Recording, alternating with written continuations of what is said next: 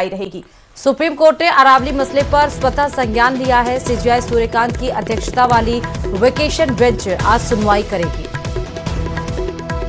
Aravalli range में खनन को लेकर विशेषज्ञों ने चिंता जताई थी। तो अरावली मामले को लेकर ये बड़ी खबर आपको दे रहे हैं। अरावली रेंज में खनन को लेकर चिंता जताई थी। आज इस पूरे मामले पर सुप्रीम कोर्ट में अहम सुनवाई रहने वाली है। सुप्रीम कोर्ट ने अरावली मसले पर स्वतः संज्ञान लिया है और ऐसे में सीजेआई सूर्यकांत की अध्यक्षता वाली वेकेशन बेंच सुनवाई करेगी। अरावली रेंज में खनन पर विशेषज्ञों ने चिंता जताई है। तो बड़ी खबर, जहां पर एक फैसला आया था कि 100 फीट से जो कम होंगे पहाड़, वहां पर खनन हो सकता है। केंद्र सरकार ने फिर संज्ञान लिया। केंद्र सरकार ने कहा कि अभी खनन पर रोक लगा दी गई है। सभी राज्यों को निर्देश दिए गए हैं। जहां एक तरफ जब से ये फैसला आया था उसके बाद से ही आप देखिए कि अरावली को लेकर जगह जगह पर प्रदर्शन हुए गए। सेफ अरावली को लेकर, अरावली बचाओ को लेकर, सोशल मीडिया से लेकर ज़मीनी हकीकत तक यहाँ पर अरावली को बचाने के लिए संघर्ष किया गया और आज सुप्रीम कोर्ट में सुनवाई है।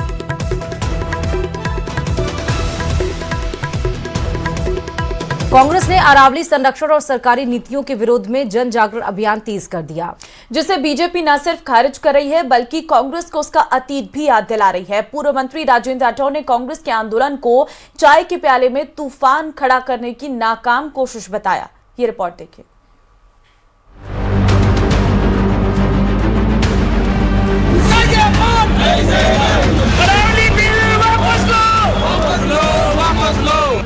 तेज हुआ अरावली पर्वतमाला पर सियासी घमासान।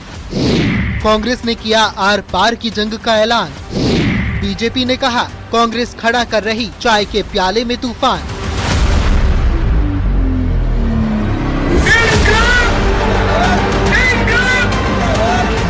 अरावली बचाने की लड़ाई जारी है। कांग्रेस साफ कर चुकी है कि जल, जंगल और जमीन से जुड़े मसले पर वो इंच भर भी पीछे नहीं हटेगी और सरकार को झुकाकर ही मानेगी। अलवर में 27 दिसंबर को शुरू हुए अरावली बचाओ जन आंदोलन के मौके पर पीसीसी चीफ डोटासरा ने सरकार पर खनन माफियाओं को खुली छूट देने का आरोप लगाया था। डोटासरा ने कहा था अरावली क्षेत्र में भी 52 टेंडर दे दिए, 1 महीना भी नहीं हुआ फैसला आए और 1 महीने में इन्होंने कैसे 2 बिड निकाल दी, कैसे टेंडर कर दिए और कैसे माइनिंग के डॉक्यूमेंट बना लिए।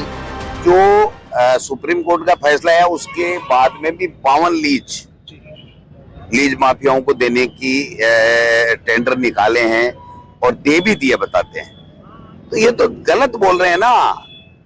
आप कहाँ अरावली को ढूंढते जाओगे? आप बताओ कितनी जगह कितनी माइनिंग। एक बात बताओ, सुप्रीम कोर्ट के फैसले आने से पहले इस सरकार की तैयारी कैसे हुई? उसे लीज को तैयार करने के लिए, टेंडर करने के लिए और देने के लिए इतनी क्या आनंद फानंद में क्या करना था? एक और जहां कांग्रेस बीजेपी की नीयत पर सवाल उठा रही है, वहीं बीजेपी उस पर अपने कार्यकाल में अरावली को नुकसान पहुंचाने और जनता को गुमराह करने का आरोप लगा रही है। 2002 के अंदर गहलोत साहब ने कबीना की बैठक में इसको स्वीकृति दी थी। उसके बाद इन्होंने लगातार सर्वोच्च न्यायालय में शपथ पत्र दिए। अब उल्टे बात बरेली को जा रहे हैं, जिनके कांड से अरावली का ये फैसला आया। अब वही सड़क पर उतर रहे हैं। अब जबकि सर्वोच्च न्यायालय ने, और उसके सबसे बड़ी बात है कि भारत सरकार ने स्पष्ट कर दिया कि अरावली में किसी भी प्रकार की कोई भी खनन की अनुमति नहीं होगी। उसके बाद भी मुद्दा है नहीं, बिना मुद्दों के मुद्दा बनाना। गौरतलब है कि अरावली विवाद पर सीएम सरकार का संकल्प पहले ही जाहिर कर चुके हैं। मुख्यमंत्री कह चुके हैं कि अरावली प्रदेश की अमूल्य प्राकृतिक धरोहर है। इसके स्वरूप से किसी भी तरह की छेड़छाड़ बर्दाश्त नहीं की जाएगी। 20 जिलों में वन, पर्यावरण, खनन और पुलिस विभाग की संयुक्त टीम 15 जनवरी तक विशेष अभियान चलाएगी। अरावली क्षेत्र में किसी भी नए खनन की अनुमति नहीं दी जाएगी। सुप्रीम कोर्ट की गाइडलाइंस का सख्ती से पालन होगा।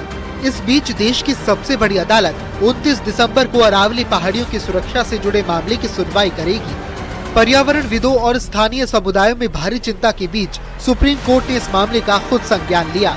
अब सभी की नजरें सुप्रीम कोर्ट की सुनवाई पर टिकी है, जहां केंद्र और राज्य सरकारों को नए निर्देश जारी किए जा सकते हैं।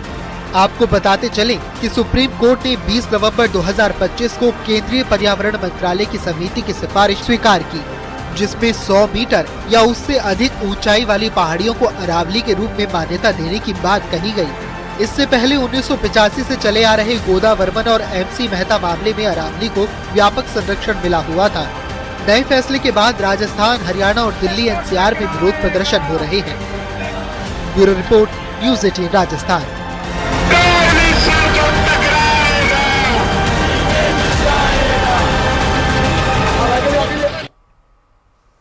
और जयपुर से बड़ी खबर आ रही है। आज कई अहम बैठकों में शिरकत करेंगे सीएम भजनलाल शर्मा।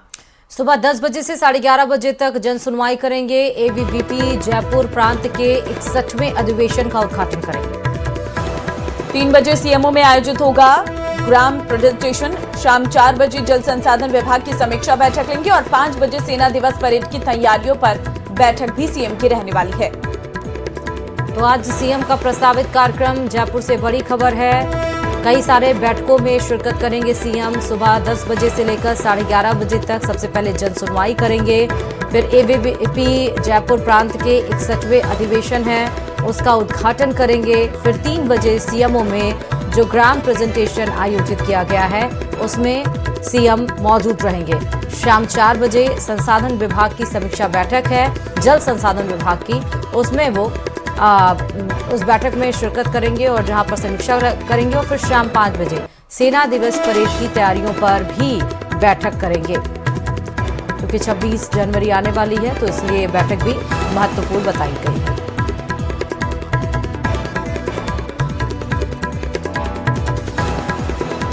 तो देखिए, सुबह 10 बजे से लेकर 11:30 बजे तक जन सुनवाई रहने वाली है, जहां पर आमजन मुख्यमंत्री के सामने अपनी परेशानियां रखते हुए नजर आएंगे। साथ ही ABVP के 61वें अधिवेशन का उद्घाटन भी सीएम के द्वारा किया जाना है। कई बैठकें प्रस्तावित हैं जिस पर आज सीएम मौजूद रहेंगे। 3 बजे सीएमओ में आयोजित होगा ग्राम प्रेजेंटेशन और शाम को 4 बजे जल संसाधन विभाग की समीक्षा बैठक भी मुख्यमंत्री द्वारा ली जाएगी।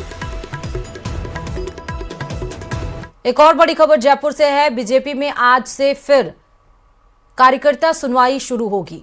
बीजेपी मुख्यालय में आज से वापस शुरू होगा ये कार्यक्रम। सुबह 11 बजे से लेकर 1 बजे तक कार्यकर्ता सुनवाई रहने वाली है।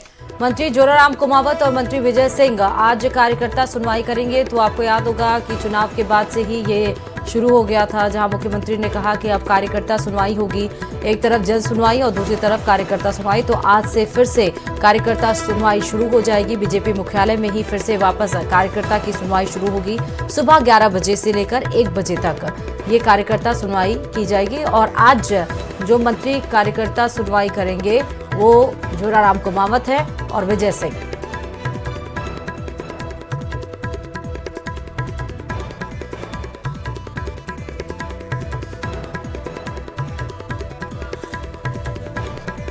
तो देखिए, कार्यकर्ता ये सुनवाई पहले भी बीजेपी के द्वारा की गई थी और एक बार फिर इसकी शुरुआत होने जा रही है। दौसा का ऐतिहासिक डांग बंगला अब प्रशासनिक नहीं बल्कि सियासी अखाड़ा बनता नजर आ रहा है।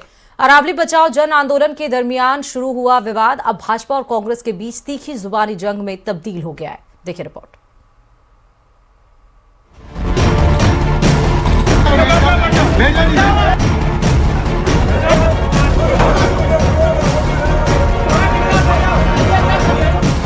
डाक बंगला बना सियासी अखाड़ा।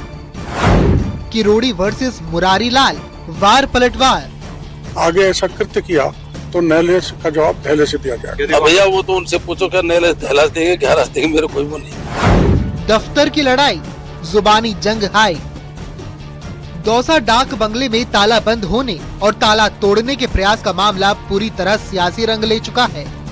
विवाद के अगले ही दिन कृषि मंत्री डॉक्टर किरोड़ी लाल मीणा पहली बार डाक बंगला पहुंचे और घटनाक्रम को लेकर कड़ा रुख अपनाया। मीडिया से बातचीत में मंत्री किरोड़ी लाल मीणा ने साफ कहा कि डाक बंगला सरकारी संपत्ति है और वहां किसी भी तरह की तोड़फोड़ बर्दाश्त नहीं की जाएगी। उन्होंने कहा कि सरकारी योजनाओं के पोस्टर और प्रधानमंत्री के चित्रों का अपमान गंभीर विषय है। हरकत की है वो किसी भी तरह उसको सहन नहीं किया जा सकता। विधायक बनाया है, उपचुनाव जीत गए तो इसका मतलब नहीं है कि आप अहंकार में और देश के प्रधानमंत्री को अपमानित करें। उनके जो चित्र थे, उनके जो लगे हुए फोटो थे, सरकार की केंद्र की योजनाएं थी, जिसमें राज्य सरकार की योजना का बखान है, उनको फाड़ दे, पैरों के नीचे डाल दें, लात मारें, ये अत्यंत ही चिंता का विषय है।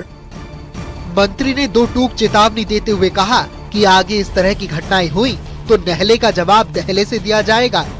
साथ ही उन्होंने अपने परिवार को इस विवाद में घसीटने पर भी नाराजगी जाहिर की। वहीं इस पूरे मामले पर दौसा सांसद मुरारी लाल मीणा ने सत्ताधारी दल पर पलटवार किया और कांग्रेस का पक्ष रखा।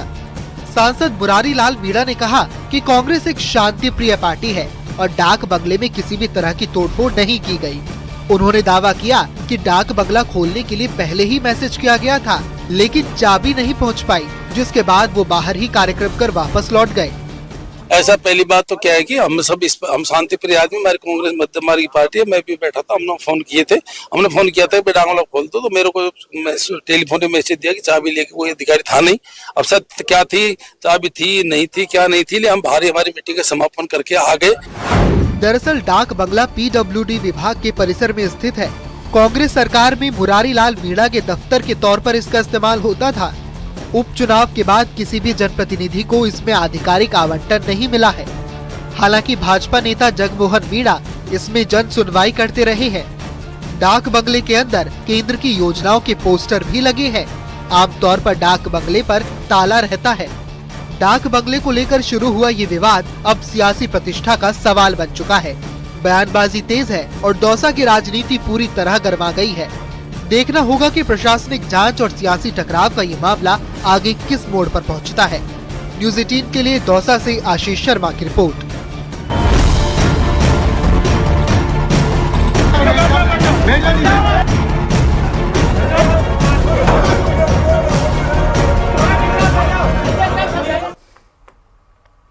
और चलिए बुलेटिन में बात करेंगे एक और बड़ी खबर की। राजस्थान एम्बुलेंस कर्मचारी यूनियन ने 108 और 104 एम्बुलेंस की प्रस्तावित हड़ताल फिलहाल स्थगित कर दी है।